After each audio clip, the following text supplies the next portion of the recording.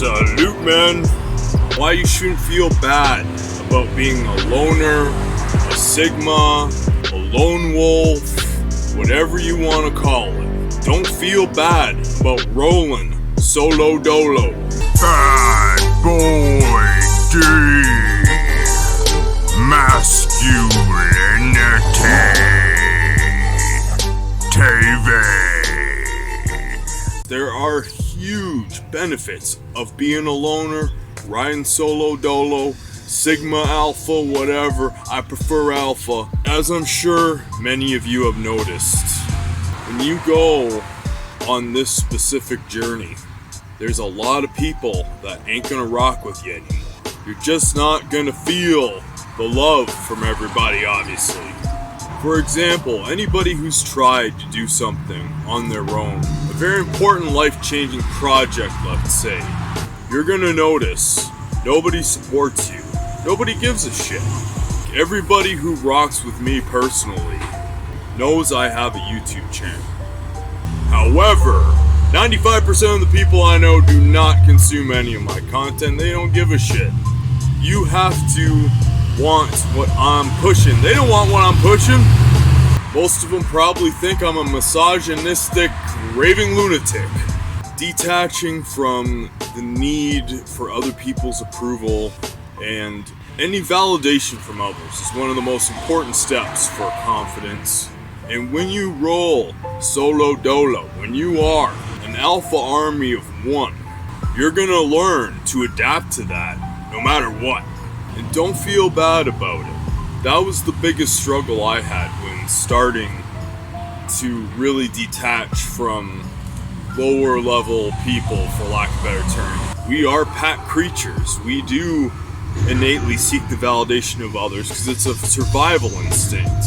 However, when you can surpass that, when you can climb above that and not require that, you're basically transcending your animalistic instincts and you actually develop more leadership qualities. So in case there is a catastrophe where a leader is required, you're gonna be the type of person to fill that role if you've mentally adapted properly. It's not like you won't be able to make friends. People will sense that strength in you, that inner strength that you don't require validation.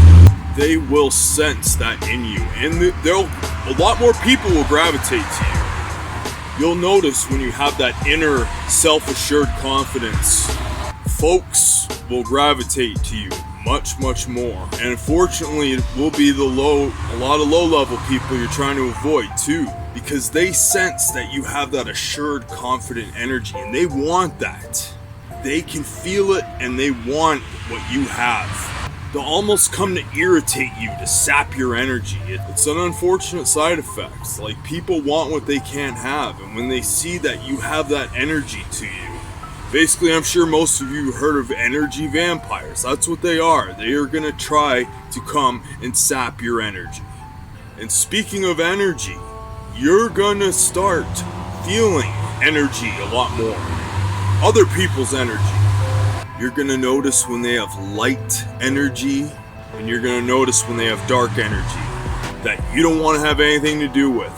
I'm sure most people innately have that anyways, but it's supremely amplified when you're on the proper spiritual journey in life and you're taking that time to yourself, to love yourself. When you truly love yourself, it's not a challenge. I basically just want to ensure that you guys, because I feel it sometimes too, that you guys don't feel bad for kicking people to the curb and charging them to the game. It's a cold world out there, and you gotta be cold, man. I still have it in me. That's why I kind of feel that way from time to time. I'm a natural empath. It's hard to be a bad boy alpha and an empath at the same time, but BbD pulls it off like a champ. Because it's my authentic, confident self. And when you're your authentic, confident self, and you're learning every day, you're getting better every day, you're crushing new self-improvement practices on the daily, you're gonna get a lot of gravitation to you that you don't want. Could be a test, could be the law of attraction, the law of reciprocity, call it what you want. But there's certain people you just gotta let go. And try not to feel bad about it, because it is what it is. With what's going on in the world right now, I wouldn't get too attached to anybody right now anyways. Because it ain't the COVIDs that's gonna get them, but there's gonna be a lot of people you won't be able to associate with anyways. So get used to it. Especially if you're like me and you're not willing to take the I will die before I take that. And nice guys finish last isn't just a saying. It's been well documented since the beginning of documentation. A lot of things that you can learn to be cold and get ahead in life is use some of the tactics that the horrible people in the past that have succeeded have used, but do it in a kind way. We have to manipulate our reality to suit ourselves as much as possible. It's about self-preservation. Alter your living space, alter the people you interact with, alter the way you use social media, try not even to use it at all. To your ultimate benefit. Being a supreme minimalist right now is the most beneficial. Fast when you can. Do not attach to material possessions whatsoever. And the same goes with people. The less you're dependent on any specific individual object or anything like that, the better you'll be off in the future.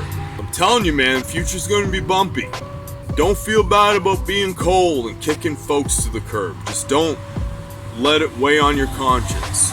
Just think, what if they never met me? And even if you have to see the person on a daily basis, act as if they don't exist. I've had to do it more times than I can count on both hands. And if you're an empath like me, the empath in you is going to want to forgive them and pull them back in. But don't let that happen to you. It's good to forgive, but you forgive and let go. You don't bring them back into your life. I've done that before with old friends. I've kicked them to the curb, but then I forgave them, and let's hang out. No. Once you realize they're a toxic person and they're no good for you, they're out. Second chances are not worth it. Forgive them in your heart, but let them go. Stay on your purpose, stay on your path, stay masculine, and don't let leech, parasite, simp, manginas, betas, toxic women, anybody leech onto you and try to take your energy. Keep that energy. And the same goes for relationships, guys. The longer you hang out with women, the more feminine energy you get. The more you hang out with simps, the more beta energy you get. When you can be in your own element and you can, by yourself, you can be masculine. Because we don't have the options anymore, guys. We don't have the options anymore like we used to. We live in a cuckified, toxic society where 95% of people are drifters. So don't feel bad about not participating in it. The complaining, the gossiping, the BS of this society. It's pathetic and deplorable and disgusting. It makes me want to puke. So I'll say it one more time. Don't feel bad about it. The Most High and Yeshua are your best friends. They've got your back. BbD's got your back. Don't ever hesitate to comment if you want me to hit on a specific topic. I feel your pain, guys. Male depression is at an all-time high right now, and it's bad, but just stay on the righteous path. Stay as confident and happy as you can. It's easier said than done, but I'm doing it right now. I've never been more content in my life, honest to God. And I want you guys to have the same frame of mind if you're not there already. Or if you just want to rock with me for feel-good support because you can relate. Check out my latest video right there. I'll drop another one right there. Another one down yonder. And subscribe to BbD right there. I'm out of here. Peace.